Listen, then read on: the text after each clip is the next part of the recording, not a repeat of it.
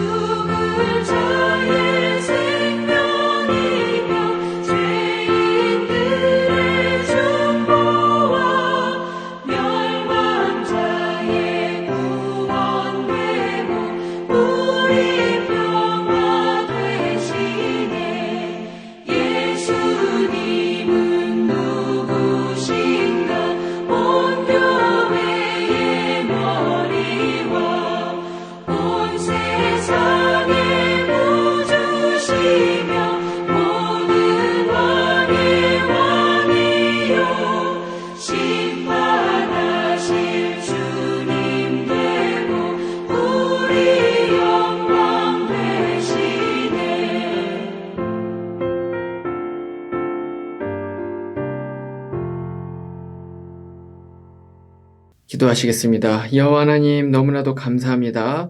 오늘도 하나님 아버지께서 우리에게 축복과 은혜를 허락하여 주시기 위하여 우리가 삶의 첫 시간을 이렇게 주님 앞에 내어드리며 예배자로 주님 앞에 설 수 있게 해주신 은혜 너무나도 큰 감사를 드립니다. 정말로 하나님 아버지의 은혜와 축복이 없이는 단 하루도 살아갈 수 없는 것이 우리의 삶임을 이 시간에 고백하고 인정하며 주님 앞에 나아오는 우리 모든 예배자들의 머리 위에 하나님 아버지께서 축복하여 주시고 안수하여 주시는 귀하고 복된 시간 되게 하여 주시옵소서. 감사하며 거룩하신 예수님 이름으로 기도합니다. 아멘. 이제 우리에게 주신 하나님의 말씀 찾아보겠습니다. 말씀은 사도행전 7장 30절부터 43절입니다. 40년이 참에 천사가 시내산 광야 가시나무 떨기 불꽃 가운데서 그에게 보이거늘 모세가 그 광경을 보고 놀랍게 여겨 알아보려고 가까이 가니 주의 소리가 있어 나는 내 조상의 하나님 즉 아브라함과 이삭과 야곱의 하나님이라 하신대 모세가 무서워 감히 바라보지 못하더라. 주께서 이르시되 내 발에 신을 벗으라. 내가 서 있는 곳은 거룩한 땅이니라. 내 백성이 애굽에서 괴로움 받음을 내가 확실히 보고 그 탄식하는 소리를 듣고 그들을 구원하려고 내려왔노니 이제 내가 너를 애굽으로 보내리라 하시니라. 그들의 말이 누가 너를 관리와 재판장으로 세웠느냐 하며 거절하던 그 모세를 하나님은 가시나무 떨기 가운데서 보이던 천사의 손으로 관리와 속량하는 자로서 보내셨으니 이 사람이 백성을 인도하여 나오게 하고 애굽과 홍해와 광야에서 40년간 기사와 표적을 행하였느니라. 이스라엘 자손에 대하여 하나님이 너희 형제 가운데서 나와 같은 선지자를 세우리라 하던 자가 곧 이 모세라. 시내산에서 말하던 그 천사와 우리 조상들과 함께 광야 교회에 있었던 또 살아있는 말씀을 받아 우리에게 주던 자가 이 사람이라. 우리 조상들이 모세에게 복종하지 아니하고자 하여 거절하며 그 마음이 도리어 애굽으로 향하여 아론더러 이르되 우리를 인도할 신들을 우리를 위하여 만들라. 애굽 땅에서 우리를 인도하던 이 모세는 어떻게 되었는지 알지 못하노라 하고, 그때 그들이 송아지를 만들어 그 우상 앞에 제사하며 자기 손으로 만든 것을 기뻐하더니 하나님이 외면하사 그들을 그 하늘의 군대 섬기는 일에 버려 두셨으니, 이는 선지자의 책에 기록된 바 이스라엘의 집이여 너희가 광야에서 40년간 희생과 제물을 내게 드린 일이 있었느냐. 몰록의 장막과 신 레판의 별을 받들었으며 이것은 너희가 절하고자 하여 만든 형상이로다. 내가 너희를 바벨론 밖으로 옮기리라 함과 같으니라. 아멘. 우리는 계속해서 사도행전 말씀으로 은혜를 나누고 있는 가운데 계속해서 이제 스데반이 했었던 그 설교의 말씀으로 은혜를 나누고 있습니다. 스데반은 이 설교에서 아브라함으로부터 시작되는 이 이스라엘의 장구한 역사를 통해서 하나님께서 어떻게 그분의 구속의 역사를 지금까지 이끌어 오셨는지에 대해서 잘 설명을 하고 있습니다. 근데 이 설교에서 스데반이 가장 많이 언급을 하는 사람이 바로 모세입니다. 그 이유는 아무래도 이스라엘 사람들에게 있어서 모세가 가장 중요한 이제 인물이기도 했고, 또 실제로도 모세를 통해서 하나님의 놀라운 능력과 또 은혜와 또 권능이 많이 드러났었기 때문이었습니다. 그래서 이제 이런 것을 이제 액자식 구성이라고 이야기를 하는데, 이 스데반의 이야기 속에 바로 모세의 이야기가 이제 또 들어있는 것이죠.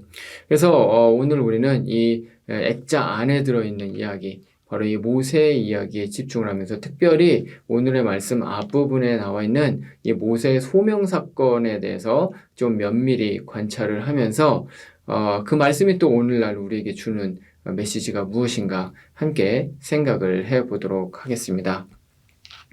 오늘 말씀에 기록된 이 모세의 소명 사건은 이 출애굽기 3장 이하에 잘 기록이 되어 있습니다. 모세가 애굽의 왕자였다가 애굽 사람을 죽이고 이제 광야로 도망을 가서 광야에서 산 지 약 한 40년 정도 되던 그 어느 때에 다른 때와 다름이 없이 광야에 양을 치러 나왔었습니다. 그런데 한 나무가 불타고 있었습니다. 뭐 너무 더운 날에는 뭐 이런 일이 일어날 수도 있었습니다. 그러니까 너무 더우니까 나무가 스스로 이제 자연 발화돼서 이제 불타는 경우들이 많지는 않지만 이제 종종 광야에서는 있었던 것이죠. 그래서 그냥 이제 불이 타는가 보다 하고 지나칠 수가 있었는데, 근데 너무나도 신기한 일이 있었습니다. 그것이 뭐냐면 나무가 불타고 있는데 그 나무가 사그라들지 않고, 나무가 불이 타면 어떻게 됩니까? 그것이 당연히 이제 재가 돼야지 이제 정상이죠. 근데 나무에 불이 붙어 있는데 나무가 타지 않고 그대로 있는 것입니다. 그래서 사실은 이것은 너무나 말이 안 되는 이제 그러한 상황이었던 것이죠. 그래서 이게 너무 신기해서 이 광경을 자세히 보기 위해서 그 앞으로 갑니다. 근데 그 순간 그 불 속에서 이제 한 음성이 들립니다. 누구의 음성입니까? 바로 여호와 하나님의 음성이었죠.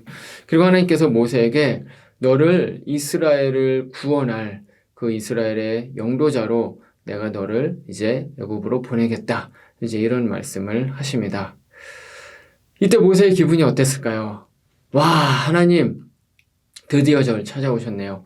드디어 저를 알아보시는군요. 할렐루야, 알겠습니다. 제가 기꺼이 가겠습니다. 하면서 너무 뛸 듯이 기뻐서 이제 하나님의 말씀을 그대로 잘 받았을까요? 전혀 아니죠. 예. 출애굽기 3장 11절을 보면 이 하나님께 이 소명에 대해서 이제 모세가 어떻게 반응을 했는지 그 첫 반응이 나오는데 그것이 참 재밌습니다. 제가 읽어드리겠습니다. 내가 누구이기에 바로에게 가며 이스라엘 자손을 애굽에서 인도하여 내리까. 아멘. 이렇게 이야기를 하고 있습니다. 지금 모세는 내가 도대체 뭔데요? 이런 식으로 이제 이야기를 하고 있는 거죠. 너무 당황스럽다는 것입니다. 사실 당연합니다. 생각해 보시기 바랍니다. 아무것도 아닌 무지렁이 같은 광야의 목자로 산 게 4개월도 아니고 4년도 아니고 40년입니다. 무려. 그냥 인생의 반평생을 눈 뜨면 일어나서 양 치러 나가서 양에게 물 주고 풀 주고 또 해질 때 되면 또 돌아오고 또 잠자고 또 해가 뜨면 또 양 또 데리고 나가서 또 물 주고 풀 주고 이런 삶을 이런 아주 단순한 삶을 산 게 40년이라는 것이죠. 게다가 모세가 시편 90편 말씀을 보면 이 90편 10절에 보면 인생이 70이고 강건하면 80이다. 이제 이런 식으로 이야기를 하는데 지금 모세의 나이가 바로 그 강건하면 80이라는 그 80에 도달한 상태였습니다. 이런 평범하다 못해 사실은 아무것도 할 수 없을 것 같은 이 양치기 노인이 되어버린 이 모세가 지금 강력한 대제국, 가장 강력한 대제국이었던 이 애굽의 왕 바로에게 가서 그 노예들인 이스라엘 백성들을 해방시키라는 그러한 이야기를 하라고 하는 것이 사실은 도무지 말도 안 되는 그러한 일이었던 것이죠. 사실은 상상조차 할 수 없는 너무 황당한 일이어서 허탈한 웃음밖에 나오지 않는 그런 명령을 하나님께서 지금 하고 계신 것이었습니다. 당연히 계속해서 이어지는 하나님과의 이제 대화를 보면 이제 모세는 계속해서 이 소명을 거절을 하는 게 나옵니다. 갖가지 별 핑계를 다 대는데요. 첫 번째로는 그들이 이름을 물어보면 뭐라고 이야기를 합니까? 이렇게 얘기를 하기도 하고요. 또 그들이 제 말을 의심해서 안 믿으면 또 어떻게 합니까? 뭐 이제 이런 식으로도 얘기를 하고요. 또 세 번째는 저는 말을 정말 잘하는 사람이 아니에요. 전 달변가가 아닙니다. 뭐 이제 이런 식으로도 하여튼 별의별 핑계를 다 대서 어떻게 해서든 이제 안 가려고 합니다. 그런데 하나님께서는 이 모든 문제들을 다 이제 해결해 주시죠. 이름이 뭔지 물어보면 뭐라고 이야기를 해야 됩니까? 라고 얘기를 했더니 이름을 알려주십니다. 난 스스로 있는 자다. 뭐 이걸 여호와라고도 하고 야훼라고도 하고 하여튼 그렇습니다. 이 이름을 알려주시죠. 그리고 사람들이 못 믿으면 어떡합니까? 사람들이 믿도록 그 지팡이를 던졌더니 이제 뱀이 되게 하는 그러한 기적을 또 행할 수 있는 능력을 주시고요. 그래서 세 번째로는 또 말을 못한다고 하니까 너 형 아론이 거기 있다. 너 형 아론 말 잘해. 걱정하지 마. 이제 이런 식으로도 또 이야기를 이제 하십니다. 모든 문제를 다 해결해 주시는 거죠. 그랬더니 이제 더 이상 할 말이 없어진 모세가 마지막에 드디어 이렇게 이야기를 합니다. 하나님, 보낼 만한 자를 보내세요. 이렇게 이야기를 합니다. 사실은 이 마지막에 한 이야기가 가장 하고 싶었던 이야기입니다. 무슨 말입니까? 나는 그 일에 적합한 사람 아니라는 겁니다. 나는 그 일에 적합한 사람 아니니까 상상할 수도 없는 사람이니까 저 말고 다른 사람 보내세요. 저는 아니에요. 저는 갈 수 없어요. 사실 이렇게 소명을 거절하고 있는 것이죠. 사실은 저는 모세의 이 마음이 너무나도 공감이 됩니다. 그래서 이 반응이 너무 당연하다고 생각이 듭니다. 솔직히 말씀드리자면 제가 모세였으면 저는 훨씬 더 강하게 반항했을 것 같아요. 저는 아마 이런 식으로 얘기했을 것 같습니다. 하나님, 지금 무슨 말씀하시는 겁니까? 제가 그래서 40년 전에 이스라엘 백성들 구원하겠다고 그런 일까지 벌였던 거 아닙니까? 제가 그래서 애굽 사람까지 쳐 죽이면서 그렇게까지 마음에 열정을 부려가지고 그랬었던 거 아닙니까? 저 그때 힘 있었습니다. 젊었습니다. 능력 있었습니다. 저 그때 권세 있었습니다. 그런데 지금은 저는 그런 사람 아니에요. 저는 늙었어요. 힘도 없고요. 그저 양이나 몇 마리 칠 줄 아는 게 제가 할 수 있는 전부입니다. 제가 어디 가서 뭐를 합니까? 그러니까 그때 제가 한다고 할 때 그때 시키셨어야지 지금 뜬금없이 찾아오셔가지고 저는 절대로 못합니다. 아니요, 안 할 겁니다. 저 같았으면 아마 이런 식으로 항변을 했을 것입니다. 사실 그렇지 않습니까? 사람의 관점에서 봤을 때 언제가 적실한 타이밍이었습니까? 40년 전 40세 때 그 모세, 이집트 왕자였던 모세입니까? 아니면 지금 80세 광야의 양치기가 된 모세입니까? 사람의 관점에서 봤을 때 어떤 시기가 진짜로 이스라엘 백성들을 해방시킬 수 있는 그러한 적절한 타이밍인 것입니까? 당연히 사람이 봤을 때는 40세의 모세죠. 그런데 하나님이 보시기에는 아니었다는 것입니다. 사실 하나님께서 모세를 애굽으로 보내시려는 궁극적인 목표는 이스라엘을 애굽으로부터 해방시키는 그 자체가 아니었습니다. 사실 그것보다 훨씬 더 중요하고 궁극적인 목적이 있었는데 그것은 이스라엘이 애굽으로부터 해방되는 노예 생활을 청산하는 그러한 것이 아니라 사실 그것보다 훨씬 더 중요한 것은 바로 이스라엘이 하나님의 백성이 되고 하나님이 이스라엘의 하나님이 되는 것. 이게 무엇입니까? 사실 하나님의 구속의 프로젝트의 가장 핵심적인 부분이었습니다. 그래서 다른 어떤 것이 아니라 이 이스라엘이 하나님을 하나님으로 여기는 것, 하나님을 자신의 주인으로 여기는 것, 그것이 사실은 가장 중요했다는 거죠. 그리고 그것을 위해서는 철저하게 하나님의 힘과 능력과 영광만이 드러나야 했었습니다. 그래서 이집트 왕자였던 그 모세의 출중한 능력, 이 사람이 혁명과 반란을 일으키고 그리고 바로와 막 논쟁을 해가지고 이스라엘 백성들을 구원해낼 수도 있었겠죠. 사실은 근데 그런 방법이 아니라 이스라엘이 철저히 아무것도 할 수 없을 때 철저히 하나님만의 능력으로 이스라엘이 구원을 받게 되는 바로 그러한 상황, 그러한 일들이 일어나야 됐었다는 것입니다.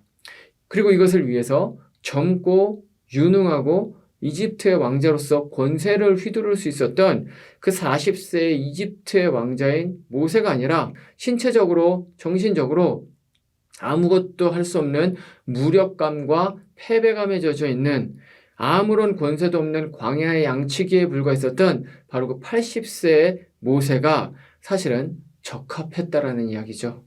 그래서 하나님께서는 40세의 모세가 아니라 80세의 모세를 찾아오셨던 것입니다. 그런데 이것은 사실은 우리의 삶에서도 똑같이 일어나는 일입니다. 우리는 너무나도 자주 하나님의 일들을 제대로 이해하지 못합니다. 왜 지금 이런 일이 저한테 일어나는 것입니까? 왜 제 삶의 방향이 이렇게 제가 핸들링할 수 없는 이러한 상황으로 몰려가고 있는 것입니까? 삶은 예측 불가능하고 제발 피했으면 하는 그러한 일들이 우리 가운데 너무나도 자주 일어납니다. 예수님을 신실하게 믿는다고 할지라도 우리는 예측하지 못한 일들, 이해할 수 없는 일들, 많은 부조리한 일들로 힘들고 어려운 삶을 살아갈 때가 많습니다. 그리고 그렇게 예측 불가능한 그런 일들이 내 삶 가운데 일어나게 될 때 우리는 좌절하고 하나님께 실망하고 또 힘들어합니다.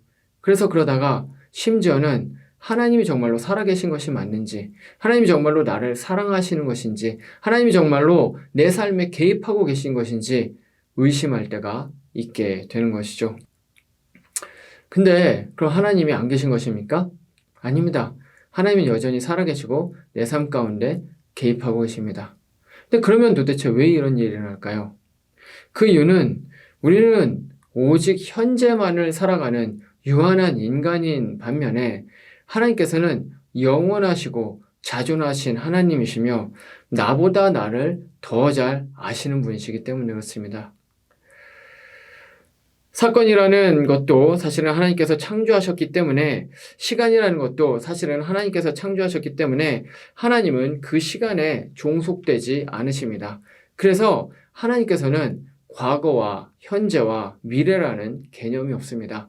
하나님께는 과거도 현재고 현재도 현재고 미래도 현재인 것입니다. 이게 바로 하나님의 영원성입니다. 하나님께서는 영원한 현재 속에 존재하시는 것이죠.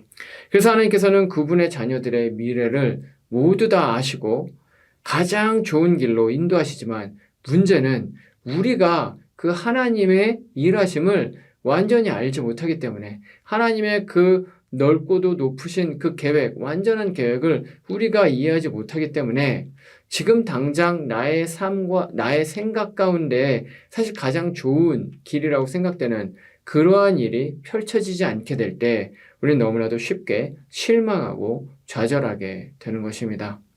또 뿐만 아니라 말씀드렸던 것처럼 하나님께서는 나를 창조하신 분이십니다. 무슨 말입니까? 나의 기질까지 창조하신 분이시라는 것이죠. 그래서 내가 어떤 상황에 어떻게 반응할 것이라는 사실까지도 하나님께서는 모두 다 나보다 나를 더 잘 아시는 이제 그러한 분이시기 때문에 내가 내 삶을 매니지하는 것보다 하나님께서 내 삶을 이끌어가는 것이 사실은 훨씬 더 좋은 길로 인도하는 길이라는 것이죠. 저도 삶을 돌아보면 인생의 방향이 이렇게 아주 급격하게 뒤틀어지는 그런 일들을 몇 번 경험을 했었습니다. 사실 목회자가 된 것도 그 중에 하나입니다. 저는 목회자가 되겠다는 생각을 자라면서 단 한 번도 해본 적이 없습니다. 하지만 하나님의 전적인 주권에 의해서 이제 목회자의 길로 급격하게 이제 인생의 방향이 틀어지게 됐습니다. 근데 그 당시에는 사실은 전혀 하나님의 그 뜻이 이해가 되지 않았습니다. 왜 하나님께서 이런 길로 나를 인도하시는지 이제 하나님과의 그 씨름이 있었다라는 것이죠. 하지만 그 이후로 지금 이제 생각을 해보면 하나님이 나에게 가장 풍성한 삶을 허락하여 주시기 위해서 지금의 이 길로 나를 인도해 주셨구나. 그것을 이제는 100% 알고 인정을 하게 됩니다. 하나님의 그런 드라마틱한 개입이 내 삶 가운데 없었다면 저의 기질상 저는 아마 하나님의 지금 저에게 베풀어 주시는 이러한 충만함을 절대로 저는 이제 이해하지도 못하고 경험하지도 못했을 것이기 때문입니다. 근데 그러면 하나님께서 그러한 일을 하실 때, 좀 이해할 수 없는 일을 하실 때, 그래서 조금이라도 힌트라도 주시면 좋지 않을까. 좀 알려주시기라서 하면 좀 마음이 답답함이 좀 덜하지 않을까. 좌절이 좀 덜하지 않을까. 사실 그런 생각을 해볼 수가 있습니다. 하지만 하나님께서는 그렇게 하시지도 않죠. 사실 모세가 40세 때 그 애굽 사람을 죽이고 광야로 도망가게 될 때 자신의 생각과는 예상과는 전혀 다른 일들이 이제 일어나게 됐을 때 하나님께서 모세에게 야, 너 광야에서 조금만 있어봐. 내가 너를 다시 찾아올 거야. 그때 너를 다시 불러줄게. 이런 식의 조금이라도 언질이나 힌트를 주셨다면 아마 모세가 지금처럼 이렇게 당황하고 좌절하고 하나님의 소명을 거절하고 이러지는 않았었을 것입니다. 하지만 모세에게 하나님께서는 그렇게 하지 않으셨습니다. 왜 그러셨을까요? 첫 번째로는 그 당시에 하나님께서 모세에게 그렇게 이야기를 한다고 해도 당연히 모세가 이해도 하지 못했을 것이기 때문에 그랬지만, 두 번째로 더 중요하게는 사실 하나님께서는 하나님의 백성들이 믿음으로 살기를 원하시기 때문에 그렇습니다. 미래를 알 수 없기 때문에 칠흑같이 어두운 그러한 밤같이 느껴지는 그런 답답한 인생이지만, 그럼에도 불구하고 하나님을 끝까지 붙들고 신실하게 그 하나님 아버지를 따라서 삶을 살아가는 그러한 삶을 살기를 하나님께서는 그분의 백성들에게 원하시기 때문이라는 것이죠. 그래서 히브리서 11장에 기록된 것처럼 눈에 보이진 않지만 그 믿음을 증거로 해서 삶을 살아가는 그 하나님의 백성들을 바라보면서 하나님께서는 그것을 보고 기뻐하시게 되는 것입니다. 캄캄한 인생 속에서 이런 믿음을 소유하시는 우리 모든 성도님들이 되시기를 말씀으로 축원드립니다. 말씀을 마치겠습니다. 하나님께서는 40세에 유능하고 권력의 정점에 있었던 그러한 모세를 사용하시지 않고 80세에 힘이 없고 아무것도 할 수 없다고 이야기를 하는 그 광야의 목자인 그 모세를 사용을 하셨습니다. 사람의 눈으로 봤을 때는 누가 봐도 적절하지 않은 타이밍이었고 사람의 생각으로는 도무지 이해할 수 없는 하나님의 개입이었습니다. 근데 사실은 이것이 하나님의 계획 속에서 가장 완벽한 타이밍이었죠. 다만 사람은 그것을 누구도 이해하지 못했던 것뿐입니다. 마찬가지로 우리의 삶 속에서도 누가 봐도 하나님의 일하심을 도무지 이해할 수 없는 그러한 일들이 일어나게 됩니다. 하지만 놀랄 필요가 없습니다. 왜냐하면 이런 일이 일어나는 이유는 우리가 시간 속에 살아가는 유한한 그러한 인간인 반면에 하나님께서는 영원하시고 자존하시는 그러한 하나님이시기 때문에 그렇습니다. 그렇기 때문에 하나님의 계획을 우리는 도무지 이해할 수 없을 때가 너무나도 많이 있습니다. 하지만 그럼에도 불구하고 우리는 끝까지 하나님을 신뢰하며 삶을 살아가야 합니다. 왜냐하면 우리가 이해할 수 없을 때에도 하나님께서는 우리를 가장 선한 길로, 가장 완전한 길로 계속해서 인도해 주시고 계시기 때문에 그렇습니다. 그렇기 때문에 그 하나님의 계획을, 그 완전하심을 끝까지 믿고 나아가시는 우리 모든 성도님들 되시기를 말씀으로 축원드립니다. 기도하시겠습니다. 여호와 하나님 아버지, 그렇습니다. 하나님께서는 구속의 역사 가운데 모세를 들어 사용하실 때에 40세의 유능한 모세가 아니라 80세의 무력한, 아무것도 할 수 없다고 이야기를 하는 모세를 사용을 하셨습니다.